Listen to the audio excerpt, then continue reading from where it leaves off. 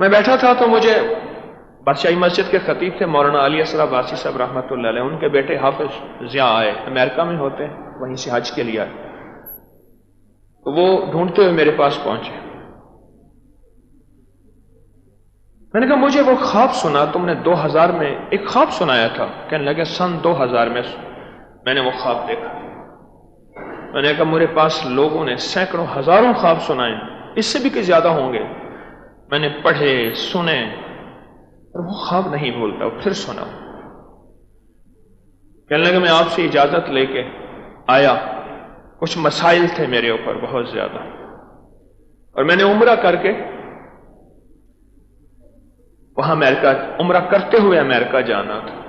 وہیں مقیم ہے وہ، وہاں کے گرین کارڈ وغیرہ۔ آپ نے ایک نفل بتائے تھے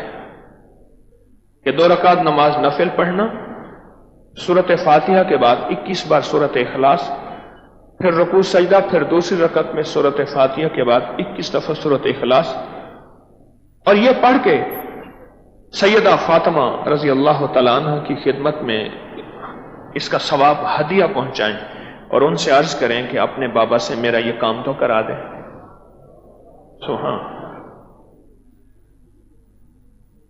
روایات میں ہے، احادیث میں ہے کہ میرے آقا کو کوئی کام منوانا ہوتا تھا، صحابہ آل رسول اصحاب رسول نے کوئی کام منوانا ہوتا، درخواست پیش کرنی ہوتی، عرض کرنا ہوتا، اور یہ بھی ہے کہ آقا مان جائیں تو سیدہ کی بارگاہ میں بیٹی، محبوب بیٹی، مقدس بیٹی کی بارگاہ میں عرض کرتے کہ بابا سے یہ بات تو عرض کر دیں، اور وہ فرماتے، اور میرے آقا فوراً شفقت فرماتے۔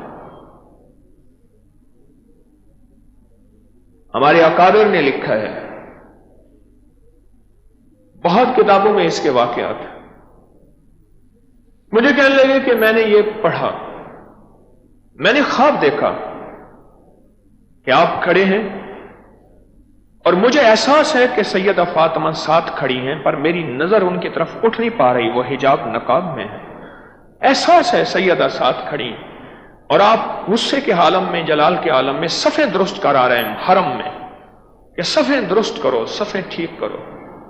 اور مجھے احساس ہے خواب میں سیدہ اس عمل کو پسند فرما رہی ہیں۔ تو کہا خواب کھلنے کے بعد مجھے جہاں اپنے مرشد پہ یقین ہوا، وہاں ان نفل پہ احساس ہوا، یقین ہوا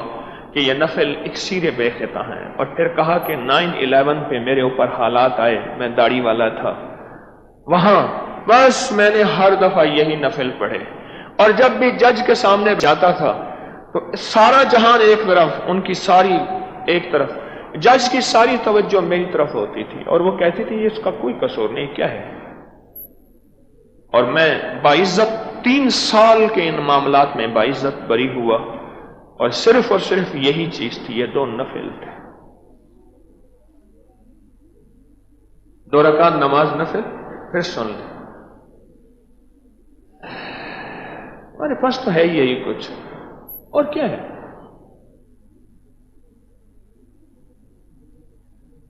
نہ میں سونی نہ دولت پلے، کیوں کر یار مناوا، ہمارے پاس تو یہی وسیلے ہیں، اور ہم وسیلوں کے قائل ہیں بھائی، ہمارے پاس تو یہی وسیلے ہیں، اور یہ وسیلہ میرے اکابر کا عقیدہ ہے، میرے بڑوں کا عقیدہ ہے، ہمارے پاس تو یہی وسیلے ہیں۔ 2 رکعت نماز نفل حاجت کی،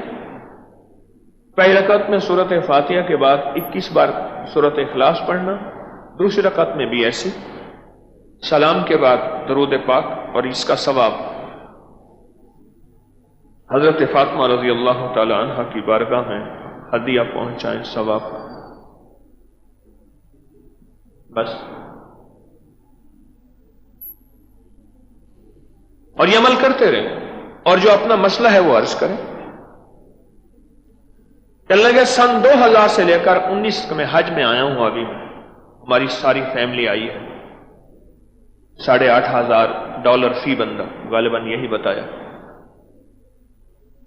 تو کہا کہ میری تو ساری ضرورتیں پوری ہو جاتی ہیں،